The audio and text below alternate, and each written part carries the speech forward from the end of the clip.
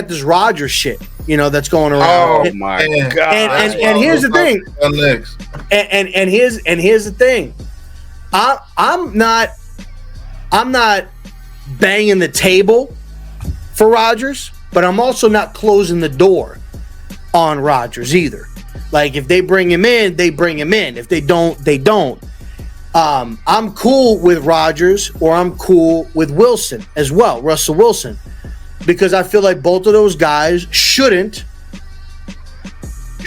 stop you from going ahead and drafting a quarterback. I don't believe that they should stop you from drafting a quarterback.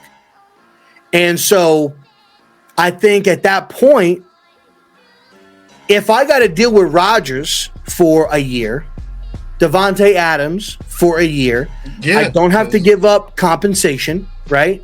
I just got to sign him to a contract. Adams, I don't have to trade for him. I just got to give him a contract. And so you got Rodgers, Adams, Neighbors, Tracy, a rookie quarterback in Cameron Shador, and you got the rest of your draft, and you got your free agency and all that shit. Like, I'm cool with that. I think Rodgers is going to win you games. I think Wilson is going to win you games. And that's ultimately where I believe they're at. I think they want to double sell John Mara, saying, look, our quarterback room last year was terrible. It was bad.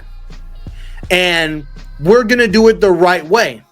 I'm going to get a guy that can win us games right now, but I got our future waiting right behind him. And what we're going to do is I'm going to build up this team. I'm going to draft it, have another year draft. I'm going to get some key additions in free agency.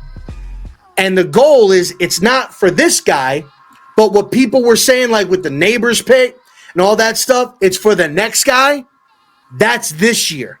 What I do now is I'm providing a team for the future. And you've got the future. The future is right there. You drafted him. Let me ask you this, Rod. Because we've had conversations about this regime and Brian Daboll and Joe Shane. What you just said, it's logical. I'll give you that. It's logical. But you think that this regime has done enough for you to accept that shit from them? No. They have. Because White NYG says, I think these guys are sellers of hope. And I think you're just letting them get away with wasting more of your time. First and foremost, Aaron Rodgers is nowhere near the quarterback that he used to be. And I think he's way too much of a head case and way too much of an a-hole to bring over here to this roster. Because he's going to come and do Aaron Rodgers things. You already said it. If we get Aaron Rodgers, most definitely you're signing Davante Adams. Do you think Aaron Rodgers and Davante Adams, and you're a cap guy, do you think they're worth a lot of our cap this year? Because their money is going to be up front. There's no pushing back money on Aaron Rodgers or Davante Adams. There's not. So when it comes down to it, and I don't know how much Davante is going to cost. I really don't. I don't know how much Davante is going to cost. I know that if he gets released, I don't know, like, I got to see like what his cap is going to be. But the way that I ran it today, because I did it today on a space and I was live, the way I did it today was, if we restructure Burns and we release three guys, Graham Gano, Nacho, and we go ahead and we release Josh Azudu, okay? Applying the money for the draft picks, we'll have about $63 million in cap space. Now, I think that those are realistic moves that the Giants could actually make. I think those are realistic moves the Giants could do to get a little bit more cap space. And what I did with that money today, I signed Byron Murphy, and I did this all on Spotrac through a program thing that they've got where you can sign the market value and everything like that. So I signed Byron Murphy, 4 years, $88 million. I signed Russell Wilson, 2 years, $77 million, which I think is probably roughly where Aaron Rodgers' money would probably be, like 70, 77 million, somewhere probably in there, 80 million maybe for 2 years. That's probably roughly where it would be at. I signed B.J. Hill. I signed an offensive lineman. I'm trying to remember. Oh, Wolf Fries from Indianapolis. I signed him. His market value was like 4 years, $56 million. And I also made a signing that, and I'll say it here, to upgrade at the safety position. Trayvon Morey, who's scheduled to be a free agent from the Raiders. Don't know if he Justin gets Simmons, but I like him too. I don't know. See, but the thing, I don't mind Justin Simmons, but Justin Simmons is older. Morey's 25, going to be 26. He's played a lot of football, so he hasn't really missed a lot of time.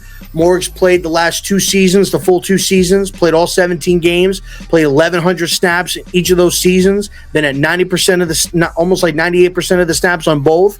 So, and he could play the high safety. I think if you could play an over the top, play the high safety, move Newman up front a little bit, let him play in the box, kind of move him around, maybe more like a Julian Love when he was playing up in the box a little bit, I think that would be good. And that was an additional signing that I had. And I was like 3 years, like 38 million or something like that, or whatever it was. So at the end of that, I had like 20, I think it was like $25.9 million left over. So you figure even if Devontae, depending on what Devontae is going to cost for like 1 year, what's he going to cost? 1 year, 13 million? I'll do that. I'll do a 1 year 13 or 1 year 12 or something like that. Still keep myself over $10 million, for the season, for in-season moves and shit like that if you need to. Like you're gonna have the money to do that.